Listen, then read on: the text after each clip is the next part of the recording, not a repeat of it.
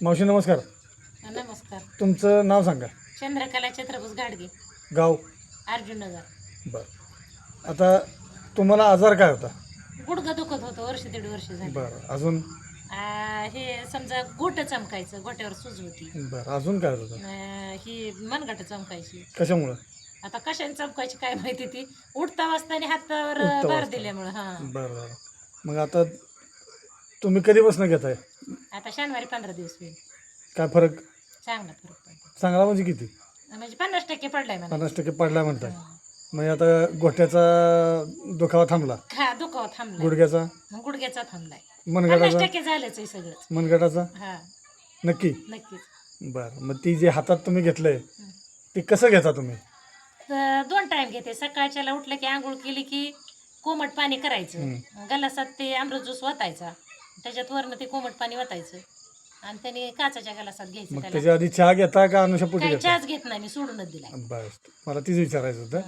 मग आता ही अजून पुढच्या राहिलेल्या 50%साठी ही घेणार का कसं करणार? घ्यावंच लागते ना, बघू आता घ्यावं. घ्यावंच लागते. बरं. मग बाकीच्यांना काय सांगाल? घेऊ दे का बाकीच्यांनी? सगळ्यांनी घ्यायला पाहिजे. नक्की का? नक्की घ्यायला पाहिजे. पण माझं म्हणणं एकच आहे की आता ही सगळी पूर्ण किड गेली पाहिजे. जाणार आता की? परत ही औषधापुरतं राहून परत होऊ नये. बरोबर अशी की. इच्छा फक्त त्याच्यासाठी काय आहे, जसं सांगितलं जातंय कंपनीकडनं, हा. म्हणजे आम्ही जसं सांगतो हा. तसं घ्यावं लागतं. त्याच्यामध्ये गॅप पडून चालत नाही. नाही गॅपच नाही द्यायचा.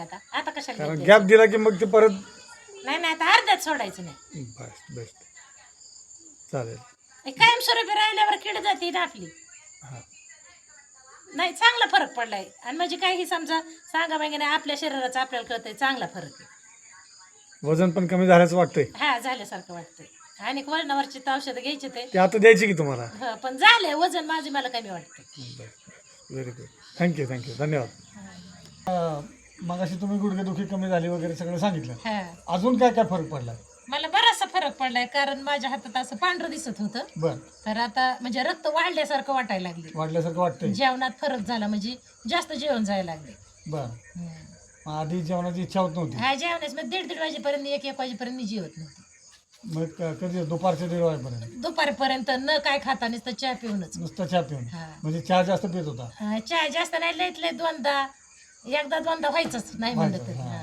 मग आता भूक किती वाजता लागते? आता बघ 10 वाजताच लागते मला. 10 वाजता मी कंप्लीट जेवतेच.